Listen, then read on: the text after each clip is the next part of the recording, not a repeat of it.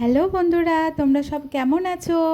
আমি মাধবী। এই যে চলে এসেছি বেঙ্গলি ভিলেজ ভ্লগে তোমাদের একটা নতুন ভিডিও দিতে। এই দেখো, সকাল সকাল আমি গোপালের পুজো দিয়ে দিয়েছি। আর তারপর দেখো আজকে গোপালকে আমি কী দিয়েছি, আজকে লিচু দিয়েছি। এই প্রথম ঘরে লিচু এসছে বাজার থেকে, তো আমি গোপালকে আগে লিচু দিয়েছি, তারপরে আমরা খেয়েছি। তারপর আমি রান্নাঘর চলে এসেছি।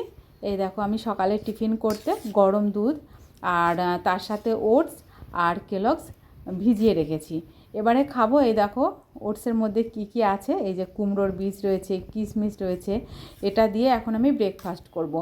আজকে তোমাদের দাদাভাই আসবে না টিফিন করতে, তাই ওর টিফিনটা আমি বানাইনি, আমি নিজের টিফিনটাই বানিয়ে নিয়েছি। আমি টিফিন করে নিয়ে তারপরে রান্না বসাবো। যেহেতু তোমার দাদাভাই আজকে সারাদিনই আসবে না, তাই আমার রান্না করারও কোনো তাড়া নেই আজকে।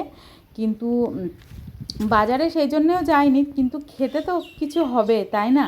না খেয়ে তো আর থাকতে পারবো না। তাই আমি বাজারে আজকে আর যাইনি নিজের জন্য।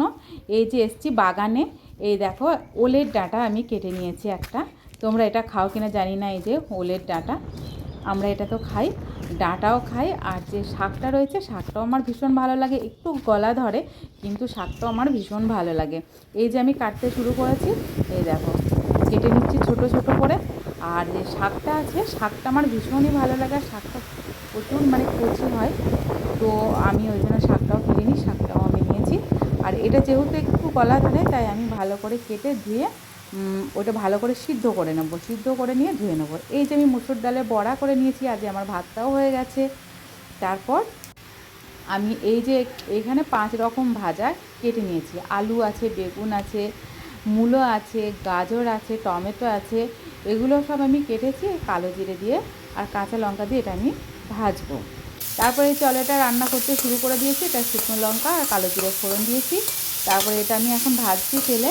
তেলে ভাজা হয়ে গেলে এখানে শুধু মশলা বলতে কালো জিরে ওই যে আমি ফোড়নে দিয়ে দিয়েছি। আর এখন মশলা বলতে দেবো সর্ষে আর হচ্ছে 2টো কাঁচা লঙ্কা। আমি এই যে পেস্ট করে নিয়েছি, আর কোনো মশলা ওটাতে আমি দেবো না। এই যে পেস্ট করা হয়ে গেছে, এটা আমি এর মধ্যে দিয়ে দেবো এবারে। তারপর একটু নাড়াচাড়া করে একটু ঢাকা দিয়ে রেখে দেবো।